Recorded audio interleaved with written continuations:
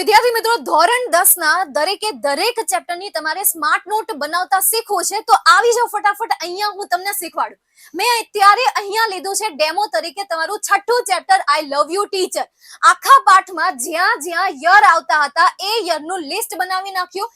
એની સામે એ યરમાં શું થયું હતું એ પણ મેં અહીંયા લખી નાખ્યું.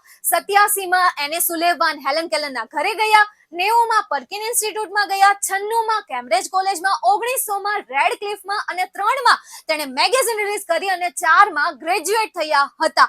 આ સિવાય હવે આપણે પાઠની ડિટેલ્સની વાત કરીએ. મુખ્ય બે કેરેક્ટર હતા અને દરેક સ્ટોરીમાં આવું કંઈક ને કંઈક તો હોય જ. મુખ્ય બે કેરેક્ટર કયા? એક તો એને સુલેવાન અને બીજા હતા હેલન કેલર.